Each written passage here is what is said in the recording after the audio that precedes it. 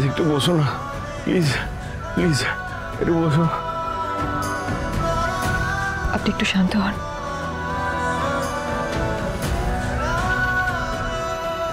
কোন একটা শকে এরকম হয়েছে, তবে ইনস্টিংক্টটা ঠিক আছে। কোথাও একটা কিছু ড্যামেজ হয়ে আছে হয়তো, তবে সেটা সেরেও যেতে পারে। এভাবে যখন রেসপন্ড করছে তখন আমি আমার পার্সোনাল খরচা করে ওর সমস্ত টেস্টগুলো করাবো। আবার টেস্ট করাবেন? কিন্তু কেন স্যার? আমাদের মেন্টাল ক্লিনিকের আওতায় ওর এই ট্রিটমেন্টটা পড়ে না মিসেস দাস। অ্যাডভান্স ট্রিটমেন্ট করতে হবে। আমি ওর বাড়ির লোককে খোঁজবার চেষ্টা করছি, যতক্ষণ না পারছি ততক্ষণ আমি নিজেই ওর চিকিৎসাটা চালাবো। যেহেতু নিজের লোক বলতে কেউ নেই, তাই আমি ওর সমস্ত খরচের দায়িত্বটা নিলাম। ডাক্তারবাবুর যে সব আছে, কোনো কিছুরই অভাব নেই, তাও আজ অনাথের মতো।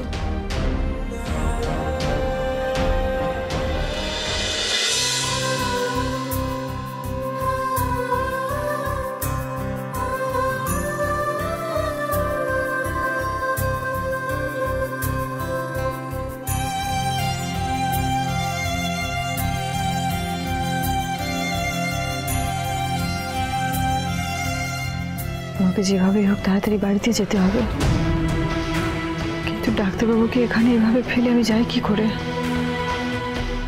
আর এদিকে উনি যে ডাক্তার সেটা এখানে সবাই জেনে গেল। এরপরে যে কি অপেক্ষা করছে কে জানে। কে কে?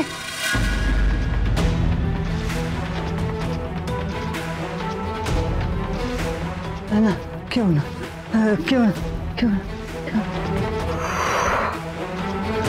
খুব ভয় পেয়ে গেছিলাম। অনেকটা দেরি হয়ে গেল।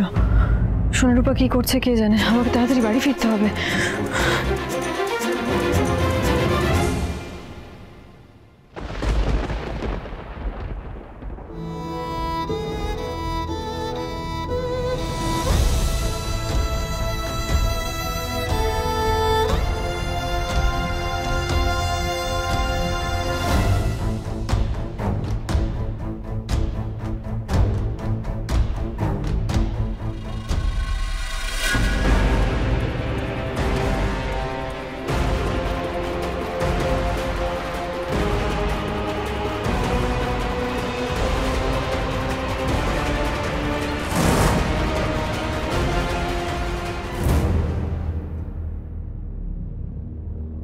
তোরা ওখানে কেন গিয়েছিলিস? বল, কেন গিয়েছিলিস?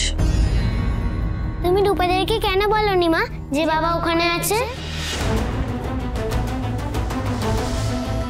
কি হলো মা, তুমি তো রূপাদেরকে বকা দিচ্ছিলে, এখন চুপ করে গেলে কেন বলো? আমি চাইনি তোরা তোদের বাবাকে এমন ভাবে দেখিস। আমি তো জানতাম না তোদের বাবা তোদেরকে দেখার পর কেমন করবে, তাই বলিনি।